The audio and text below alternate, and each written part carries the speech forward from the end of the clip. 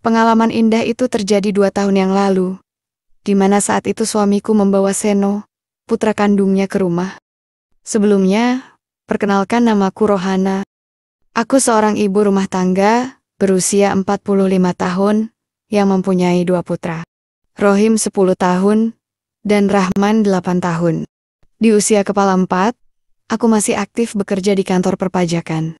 Sementara suamiku Robi, berusia 55 tahun, juga bekerja sebagai wakil direktur di salah satu perusahaan garmen di kotaku.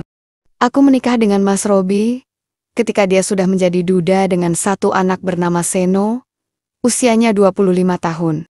Semula, Seno tinggal bersama ibunya di kota yang sama denganku. Namun, karena ada masalah dengan keluarga, bahkan sampai berurusan dengan hukum, maka suamiku membawanya untuk tinggal bersama kami.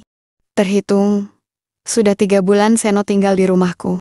Seno pada dasarnya pemuda yang baik dan cepat beradaptasi dengan lingkungan. Ia juga cepat sekali akrab dengan kedua putraku yang notabene adik tirinya. Ia bisa mengambil peran sebagai kakak bagi mereka, dan kehadirannya membawa suasana baru bagi keluarga kecilku. Aku juga bisa lebih tenang bekerja di kantor, karena ada yang menjaga rumah ketika aku dan suamiku bekerja. Seno ini seperti replika suamiku sewaktu muda. Bahkan kalau boleh jujur, ia lebih ganteng karena ada perpaduan dengan wajah ibunya yang juga cantik menurutku. Sejauh ini, penilaianku terhadapnya selalu baik. Sampai suatu ketika, ada satu insiden yang akhirnya merubah penilaianku terhadapnya. Saat itu siang hari, aku pulang lebih awal karena merasa kurang fit. Pada jam 1 siang, biasanya Mbak Yum, pembantu di rumahku sudah pulang. Karena memang kerjanya setengah hari, tapi berbeda pada hari itu. Tampak sendalnya masih ada di teras, dan pintu depan tak terkunci. Awalnya, kuabaikan saja, dan langsung masuk karena kepalaku juga pusing saat itu. Niatku ingin segera istirahat di kamar, tapi mendadak langkahku terhenti tatkala mendengar suara aneh dari arah dapur. Tadinya aku tak begitu peduli, tapi semakin lama suara itu justru semakin menjadi. Merasa penasaran, aku lantas melangkah ke dapur. Namun apa yang kudapati justru benar-benar membuatku tercengang. Tepat di tepi meja kompor, Mbok Yum tengah memejamkan mata sambil memanggil nama Seno.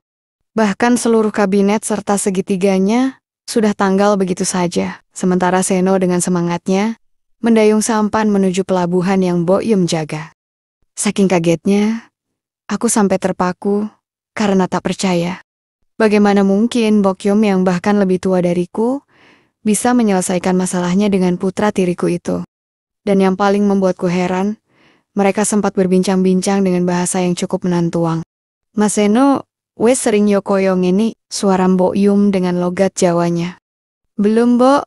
Ya, baru sama Mbok ini, sahut Seno, cengengesan. Alah, ngapusi, ujar Mbok Yum, sambil mencubitnya. Saat itu, seharusnya aku menegur mereka, tapi kenyataannya, aku justru kagum dengan ketangkasan putra tiriku itu. Tak ingin mereka mendengar, aku buru-buru menuju kamarku, meski masih ada rasa penasaran. Aku mencoba melupakan apa yang tadi kulihat, meskipun bayang-bayang itu semakin menjadi-jadi. Singkatnya, beberapa malam sejak fenomena itu, aku malah jadi susah tidur. Masih tak menyangka, Mbok Yum dan Seno bisa demikian di rumahku. Begitu depresinya kah Seno, sampai Mbok Yum yang menjadi pilihannya, pikirku. Hingga keesokan harinya, kebetulan Mas Robi suamiku ngajak anak-anak, termasuk Seno jalan-jalan ke taman kota, menjelang siang. Aku beralasan ada tugas kantor, sehingga aku tak ikut dengan mereka. Pada kesempatan itu, aku menanyakan kejadian yang sebenarnya pada Mbok Yum. Nada bicaraku sampai gemetar saat mulai bicara dengannya. Awalnya, Mbok Yum pura-pura tak mengerti, tapi setelah dicecar dengan beberapa pertanyaan, akhirnya ia mengakui. Ia bahkan menangis dan meminta maaf khawatir aku akan memberhentikannya. Lah, wong Mas Seno dulu toh, Nyonya, saya kan hanya bantu-bantu saja. Dari cerita Mbok Yum ada perasaan miris bercampur kaget, karena ternyata Seno yang masih muda cenderung memilih yang lebih tua. Dan yang lebih mengejutkan lagi, Seno rupanya juga memendam rasa itu padaku. Aku syok, tapi anehnya timbul juga niat baik dalam hati, yang ingin juga seperti Mbak Yum. Entahlah, kenapa aku bisa begitu. Sepulangnya Mbok Yum dari rumahku, aku kembali melamunkan ucapannya tadi. Aku lantas mematut diri di depan cermin, dan mulai membandingkan diriku dengan pembantuku itu. Tampilanku memang jauh berbeda dengan Mbok Yum. Selain postur yang lebih baik, aku jauh lebih cantik. Apalagi orang tuaku juga masih dari etnis Tionghoa, membuat kulitku putih dan berseri. Entah kenapa aku jadi berpikir, mungkin tak ada salahnya jika aku mengarungi hal baru, tapi mikirin apa aku ini? Seno kan putraku. Mana mungkin aku, batinku, sambil menggeleng menepis niat mulia itu. Berhari-hari aku mencoba melupakannya, namun nyatanya sia-sia. Bahkan, entah kenapa aku jadi salah tingkah saat berpapasan dengan Seno. Ada beragam perasaan yang aku sendiri bingung menjelaskannya. Rasa malu, gugup, dan juga penasaran ada dalam benakku. Dan hal itu semakin diperparah ketika ada satu peristiwa yang membuat jantungku dok-dik-dok sekaligus malu.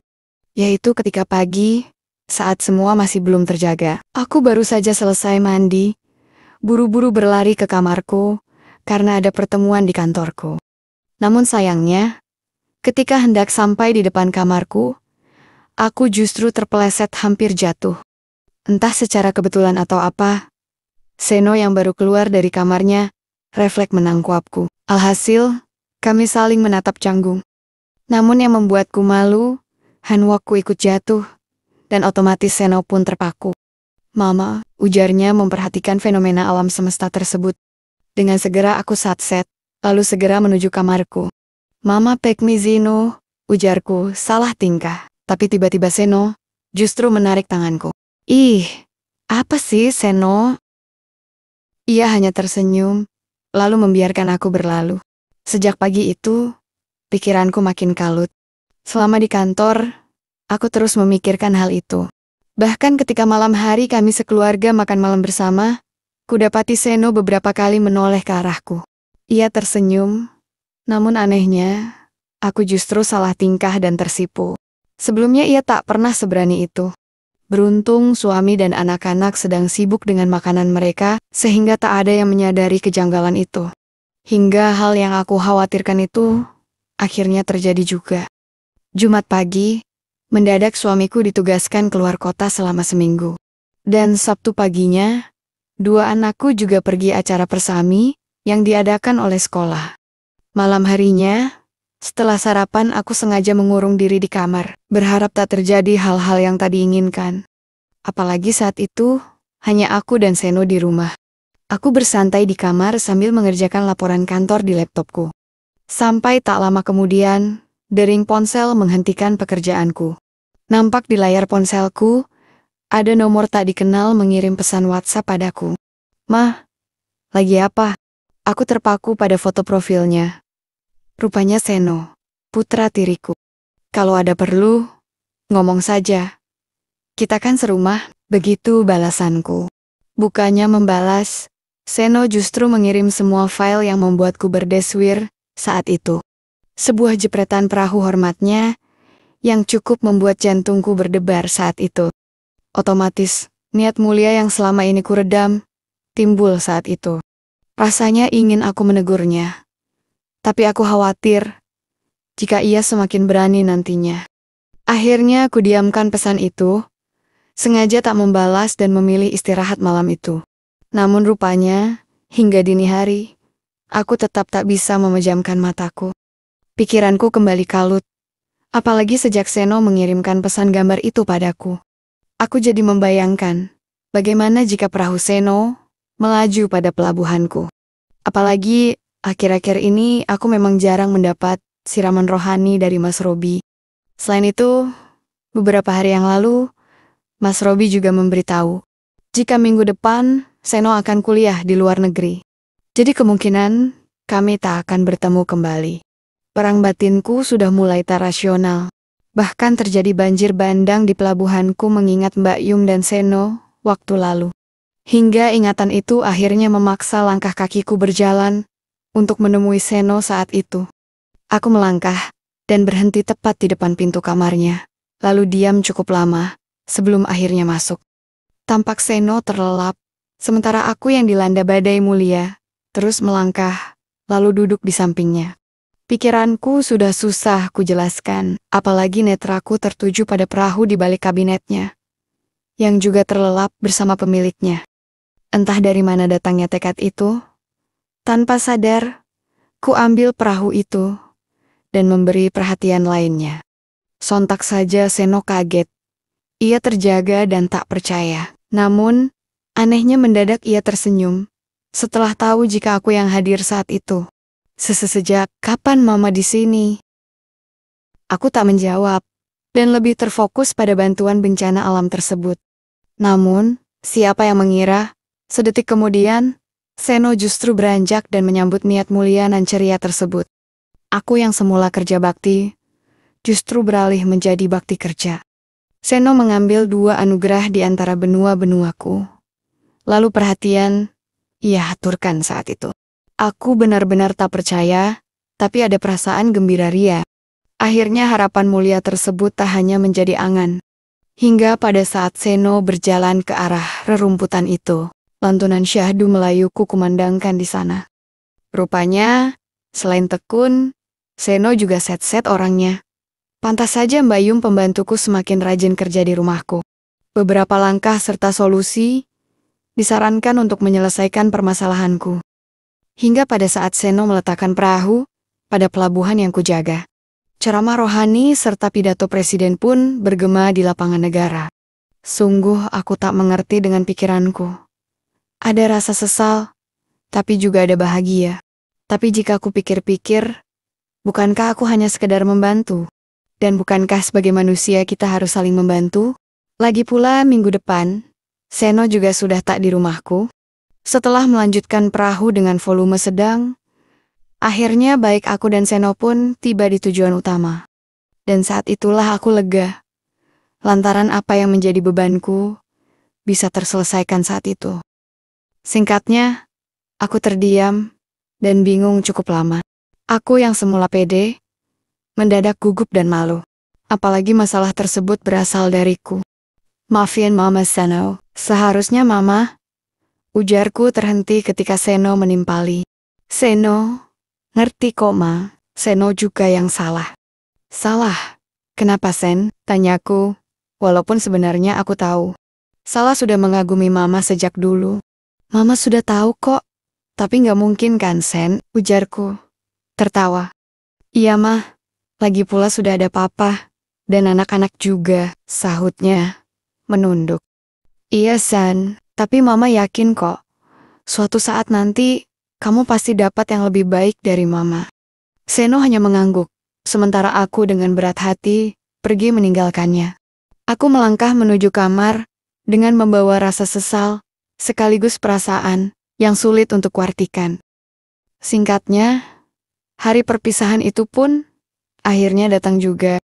Pagi itu, rencananya Seno berangkat ke bandara dengan diantar Mas Robi. Dia sudah berkemas dan bersiap untuk pergi. 2 putraku segera yuk, abangnya itu, saat berpamitan. Selanjutnya berpamitan padaku, yang juga berdiri di teras depan. Tentu saja perasaanku campur aduk antara sedih, bersalah, tapi juga takut. Bukan takut suamiku akan mengetahuinya, tapi takut aku tak akan pernah lagi bertemu dengan putra tiriku itu. Dia memiuku untuk terakhir kalinya. Doen Saino Yema, ujarnya, dengan wajah sendu. Sementara suamiku yang sudah menunggu di mobil, hanya tersenyum melihat perpisahan kami yang haru. Tanpa sadar, aku menitikan air mata, mengingat semua yang tak akan mungkin terulang, dan mungkin akan menjadi kenangan. Singkatnya, sudah 2 bulan setelah kepergian Seno, hidup kami menjadi normal seperti biasanya. Namun yang berbeda, aku sering merasa mual dan pusing tanpa sebab. Semula kuabaikan hal itu. Tapi setelah 3 hari tak kunjung membaik, akhirnya aku memeriksakan diriku. Entah kenapa aku merasa ini akibat masalah di masa lalu. Apalagi Mas Robi, memang jarang sekali menunaikan kewajiban tersebut.